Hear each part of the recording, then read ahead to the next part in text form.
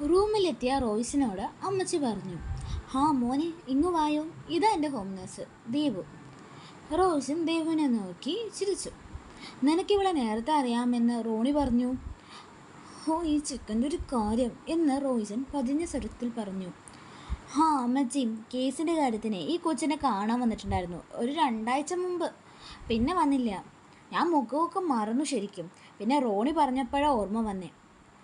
ആ അമ്മച്ചി, എനിക്ക് സമയമായി, ഞാൻ പോവാണ്" എന്ന് പറഞ്ഞ് ദേവുവിനെ നോക്കി റോയ്സൻ നടന്നു.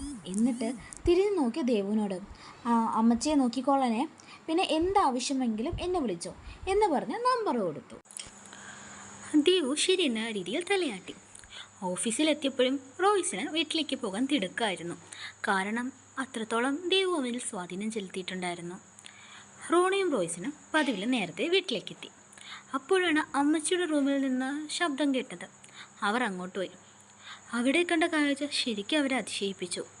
കാരണം ഇന്നലെ വരെ വയ്യ എന്ന് പറഞ്ഞ് കിടന്ന അമ്മച്ചി ഇന്ന് ദേവുവിൻ്റെ മടിയിൽ കിടന്ന കൊച്ചു വർത്തമാനങ്ങൾ പറയുന്നു, പൊട്ടിച്ചിരിക്കുന്നു. ശരിക്കും അവർ തമ്മിൽ ഒറ്റ ദിവസത്തെ പരിചയമേ ഉള്ളൂ എന്ന് തോന്നില്ല കാണുന്ന ആർക്കും.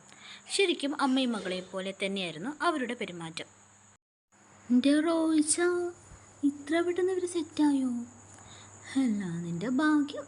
റോണി പറഞ്ഞത് കേട്ടതും റോയ്സിന് അവനെന്ന് നോക്കി. "ആ, അത് പിന്നെ നമ്മുടെ ഭാഗ്യന്ന് നല്ലൊരു ഹോം നേഴ്സിനെ കിട്ടിയില്ലേ?" റോണി പറഞ്ഞു ഒപ്പിച്ചു. രണ്ടെണ്ണം കൂടി അമ്മച്ചിയുടെ അടുക്കളയിലേക്ക് എത്തി. അവരെത്തിയത് പോലും അമ്മച്ചി അറിഞ്ഞിട്ടുണ്ടായിരുന്നില്ല. "എന്താ റോസിക്കുട്ടി, ഇന്ന് ഭയങ്കര ഹാപ്പിയാണല്ലോ?" റോണി ചോദിച്ചു. "പുതിയ ആളെ ഭയങ്കര ഇഷ്ടമായെന്ന് തോന്നുന്നു. ഇനി ഞങ്ങളൊക്കെ പുറത്താവോ?" അത് കേട്ടതും ദേവു ഒന്ന് ചിരിച്ചു. റോയ്സൻ ഗൗരവത്തിൽ അമ്മച്ചിയെ തന്നെ നോക്കിക്കൊണ്ടിരിക്കുകയായിരുന്നു എന്ന് നമുക്ക് തോന്നുമെങ്കിലും അവൻ ഇടം കണ്ണിട്ട ദേവുവിന് സൈറ്റടിക്കുകയായിരുന്നു കേട്ടോ. "ഹാ, വേണ്ടി വന്നാൽ ഞാൻ നിന്നെ പുറത്താക്കും," അമ്മച്ചി പറഞ്ഞു. "അയ്യടാ, എൻ്റെ റോസിക്കുട്ടി പുറത്താക്കിയാലും ഞാൻ പോവില്ല എൻ്റെ പൊന്നു റോസിയെ വിട്ട്" എന്ന് പറഞ്ഞ് അമ്മച്ചിയെ റോണി പുണർന്നു. അമ്മച്ചി ചിരിച്ചുകൊണ്ട് തലോടി. എന്നിട്ട് തിരുമാറി എന്ന് പറഞ്ഞു. അമ്മച്ചിക്ക് ഇപ്പം എങ്ങനെയുണ്ട്? ഓക്കെ ആയല്ലേ? ഫുഡൊക്കെ കഴിച്ചോ?" റോയ്സൻ ഗൗരവമൊഴിയാതെ ചോദിച്ചു. "റോയ്സോ, അതൊക്കെ ഞാൻ 8 മണിക്ക് കഴിച്ചു. ഈ കൊച്ചിനെ കഴിപ്പിച്ചെന്ന് പറയാം." "എന്നാൽ ശരി അമ്മച്ചി, ഞാൻ പോയി ഫ്രഷ് ആയിട്ട് വരാം" എന്ന് പറഞ്ഞ് റോയ്സൻ മുകളിലേക്ക് നടന്നു. മുകളിലേക്ക് നടക്കുമ്പോൾ വാഷ് ബേസിൻ്റെ അടുത്തുള്ള കണ്ണാടിയിൽ നിന്ന് ദേവുവിനെ റോയ്സൻ നോക്കുന്നുണ്ടായിരുന്നു. എന്നാൽ ഇതൊന്നും ആ പാവം ദേവകി അറിയുന്നുണ്ടായിരുന്നില്ല. എന്നാൽ നമ്മുടെ റോണി അറിയുന്നുണ്ടായിരുന്നു കേട്ടോ. "എന്നാൽ ശരി അമ്മച്ചി, ഞാനും പോയി ഫ്രഷ് ആയിട്ട് വരാം." "ദേവു, തനിക്ക് വേണമെങ്കിൽ ഓപ്പോസിറ്റ് റൂം യൂസ് ചെയ്യാം, ഇല്ലെങ്കിൽ അമ്മച്ചിയുടെ റൂം, ഏതാ വേണ്ടേ?" റോണി ചോദിച്ചു. അമ്മച്ചിക്ക് കുഴപ്പമില്ലെങ്കിൽ അമ്മച്ചിയുടെ റൂം തന്നെ ഞാൻ യൂസ് ചെയ്തോളാം സർ." "ആണോ?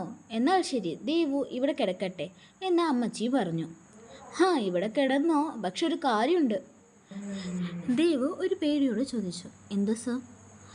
"ഇത് തന്നെ, എന്നെ സാറൊന്നും വിളിക്കണ്ട, റോണി എന്ന് വിളിച്ചാൽ മതി, ഇല്ലെങ്കിൽ അത് ഭാവി പ്രശ്നമാവും." അത് കേട്ടതും അമ്മച്ചി ചോദിച്ചു, "അതെന്താടാ?" അപ്പോഴാണ് റോണിക്ക് തൻ്റെ നാവ് ചതിച്ചത് മനസ്സിലായത്.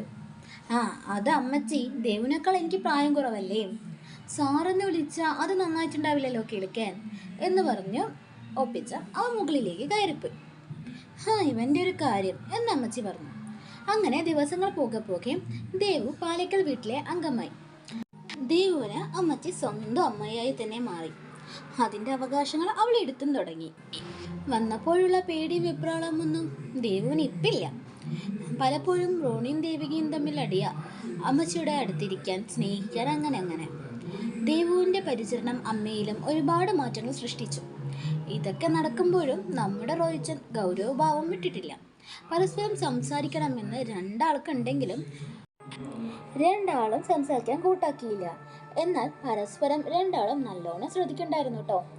അങ്ങനെ ഇരിക്കെ പതിവ് പോലെ ഒരു ദിവസം റോയ്സൻ ഓഫീസിൽ പോകുന്ന മുമ്പ് അമ്മച്ചിയെ കാണാൻ റൂമിലെത്തി. "അമ്മച്ചി, ഞാൻ പോവാണേ."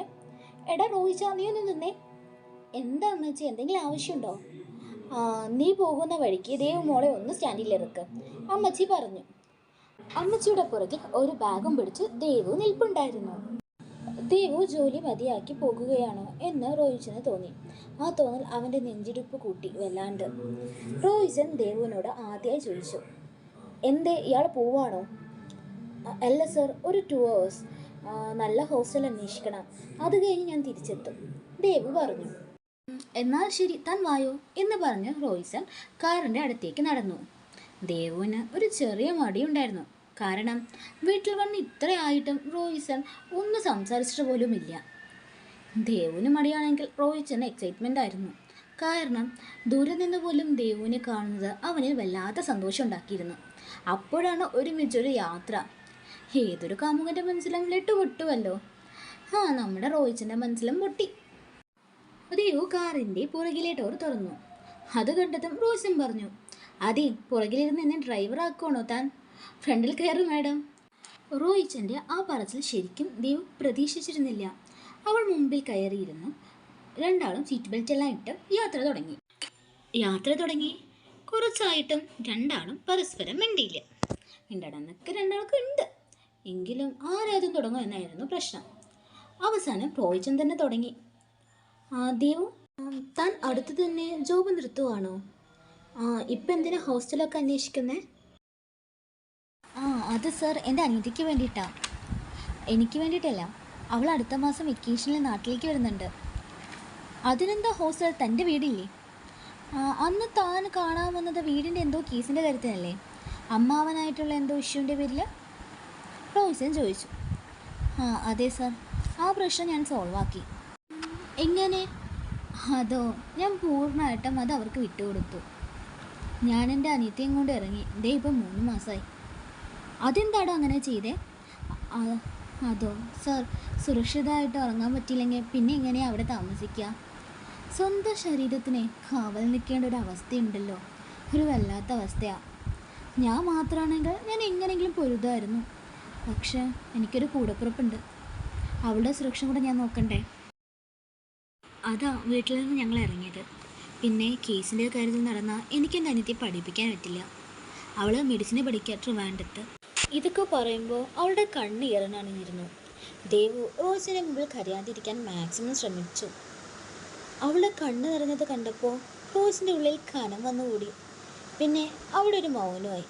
കുറച്ച് കഴിഞ്ഞപ്പോൾ സ്റ്റാൻഡെത്തി. റോയിച്ചിനോട് യാത്ര പറഞ്ഞ് ദേവു കാറിൽ നിന്ന് ഇറങ്ങി.